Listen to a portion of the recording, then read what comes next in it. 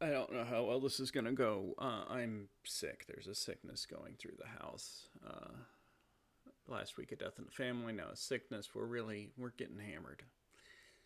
Number 82 in the Criterion collection is Hamlet, directed by Laurence Olivier from the United Kingdom from 1948. Um, it's a pretty good adaptation of Hamlet, I think. I will say they cut about an hour and a half worth of material. Now, I haven't read Hamlet since high school, which was, I don't know, 25 years ago. So, I know some of the things that they cut for time. And that's one of the biggest controversies when the film came out was the content that they cut for time. The characters of Rosencrantz and Guildenstern and Fortinbras are all cut from this adaptation. Otherwise, I think it's a pretty solid adaptation. All of the crucial moments are there. The story is there. The great quotes are there. I like Hamlet. I think Hamlet's a good time. Um, Although one of my favorite things to come out of Hamlet is the play and film adaptation Rosencrantz and Guildenstern Are Dead. That is a fantastic movie. It is a fantastic play. I highly recommend you go and watch that. It's great, and if it's not in the Criterion collection, it should be.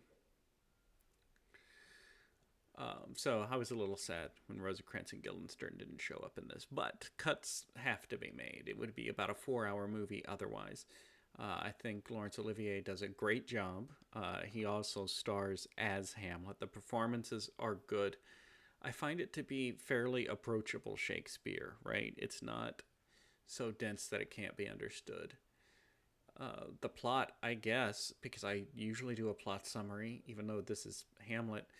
Hamlet is the prince of Denmark. His father, the king, dies. It is quickly revealed is murdered by his brother, Hamlet's uncle, who then, like 3 weeks later, marries Hamlet's mom. Upon discovering the truth behind everything, Hamlet appears to go mad, and apparently scholars go back and forth as to whether Hamlet was really insane or just pretending. I'm in the pretending camp. I think he's pretending, and then he comes up with a plot to expose it, and then the whole thing ends in tragedy. It's a fairly good story. I've got a friend from high school who really connected with it because his father died around that time, and his mother married a close family friend, which in very short order. So he identified with it a lot. 3 minutes in, and I'm out of things to say. I'm very sick. Um, it's an excellent adaptation of Hamlet, I think. This is the second Laurence Olivier uh, Shakespeare adaptation that we've seen. I believe he did three of them, so there may be another one coming at some point in the future. It's a very digestible way to get your Shakespeare. I think it's. I prefer it to reading the play because I find it's there's language differences, right? Language has changed since Shakespeare's time.